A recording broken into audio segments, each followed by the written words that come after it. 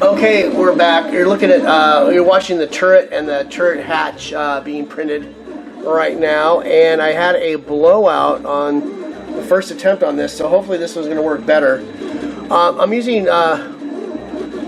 Repetier, I guess that's how you pronounce this, I'm not sure. This is the host to do the 3D printing.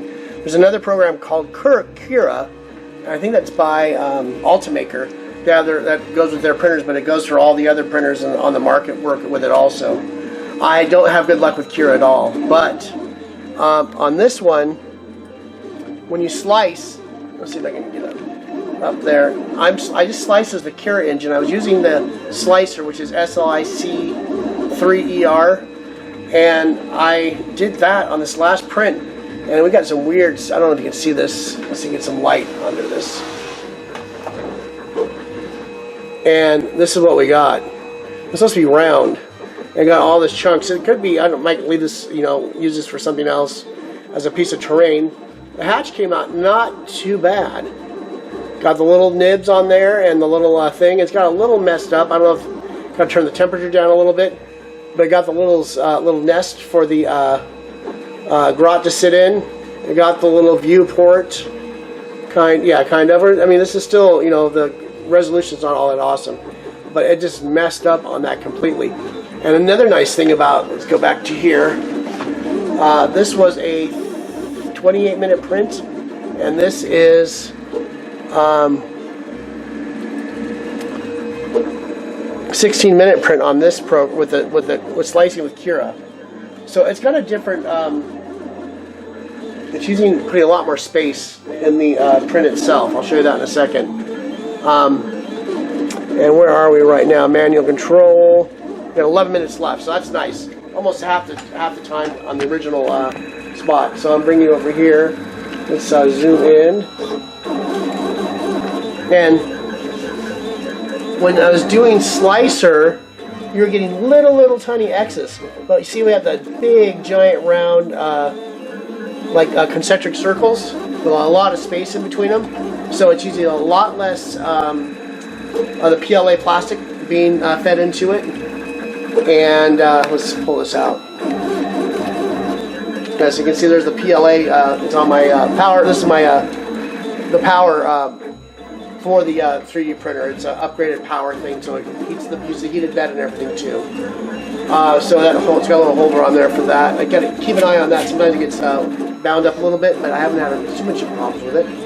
So using less plastic and half the time, so half the plastic probably, and half the print time. So this is going to be really nice. And it looks like it's doing pretty well. I might have to turn the temperature down a little bit. I'm running at 200 degrees, but I've always got those crumbs, and people just talked about temperature control and all that, so I just really cranked up the temperature, the upper limits of this stuff, and it's working out really nicely. And also I calibrated the bed sensor, that's that thing with the orange tip, the metal thing, with the hot tip by hand, using a wooden block and feeler gauges to keep turning the power off so it don't blow anything up. Got it to a perfect 1 millimeter.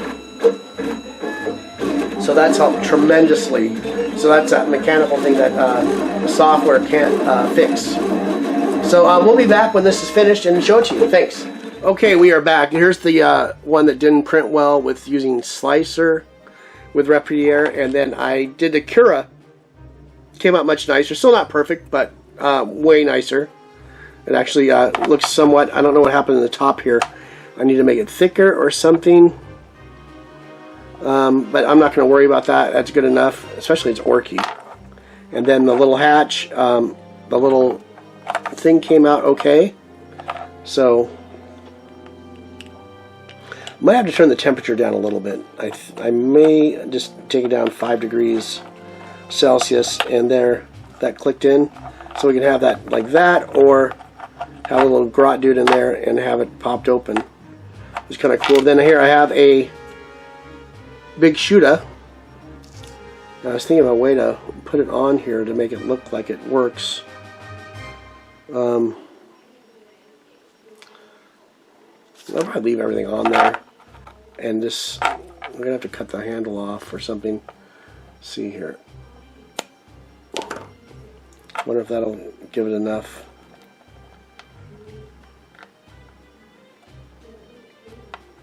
Maybe not. Just doing a down and dirty little conversion here. Might have to add a little something to it.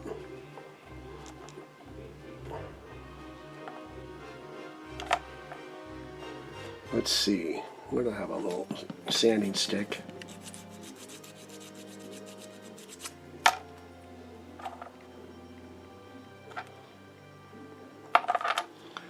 Let's see, we can get this to work a little bit. Sand this down a little bit.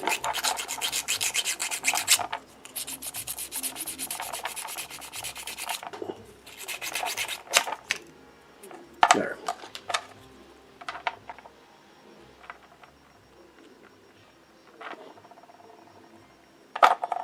This might be kind of cheesy, but just for like this little project I'm doing. Let's see.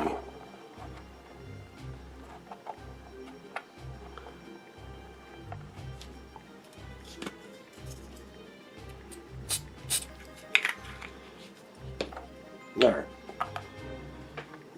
Let's put that like that. There, we got the new turret on there.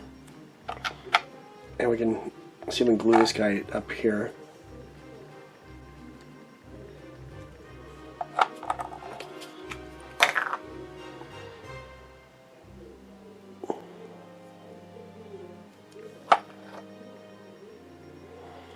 We're going to have to go print out a new bottom too.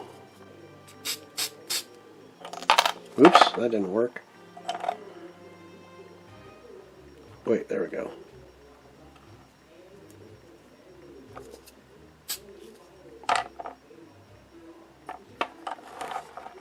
Get that out of the way. There we go. That's pretty cool. And let's do a little glue here. We got to just figure out a new hatch for that area up on top too. I really don't like that hatch. Maybe we'll do a wish this one would fit. This is way too big. Or actually, no, that's not too bad. Why don't we do that too? That'd be kind of fun. And then we got that done.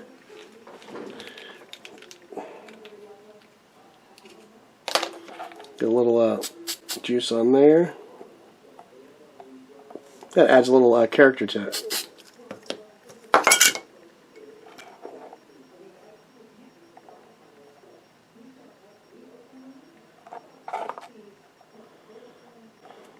There. We have a cool looking little tank. We have another little hatch. It's makeshift, but it works okay. Everything's kind of got the big shooter now. We'll probably still use this gun just so we can get this thing put together. Let's do that real quick too. Do a little gel glue on here.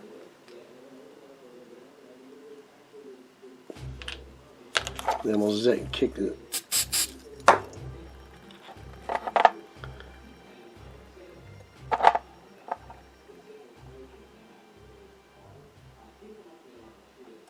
There.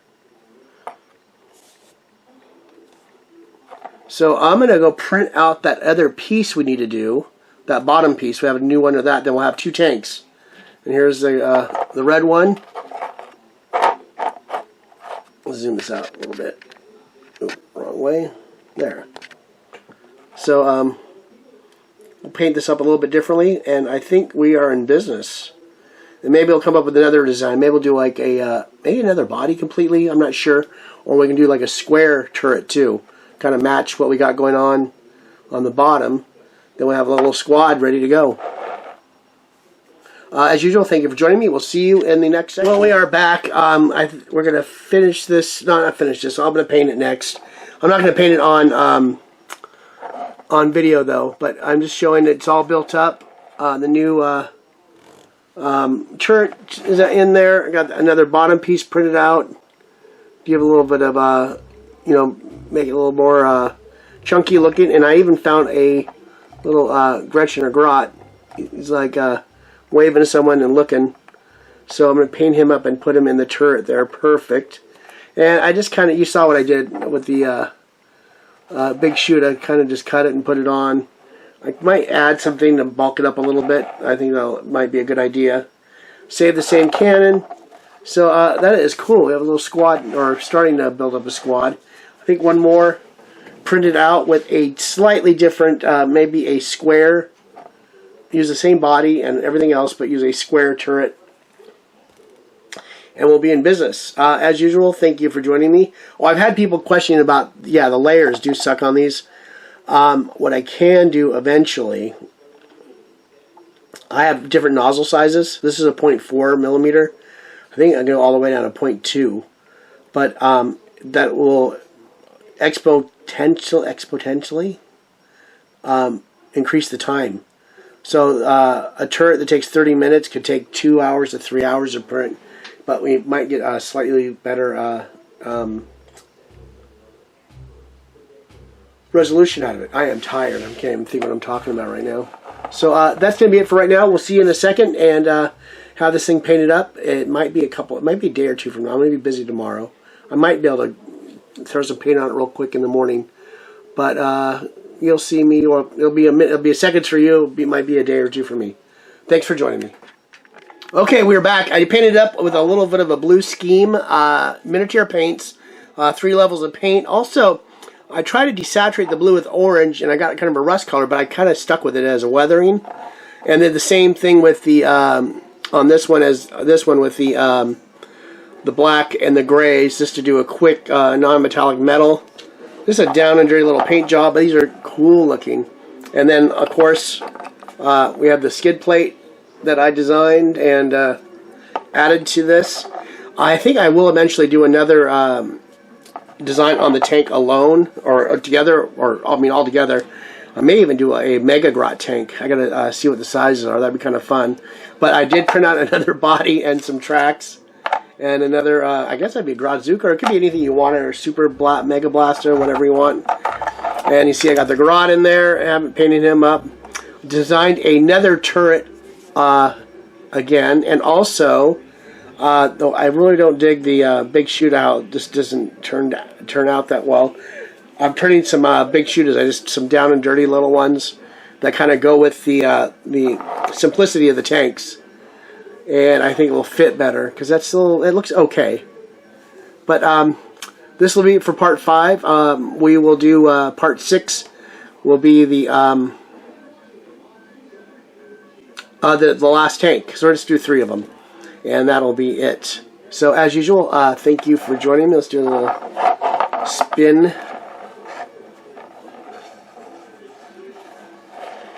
I like how the hatch turned out. Gave it a little bit of character. I still like the red. I love the red, how that showed up. But the blues look kind of cool.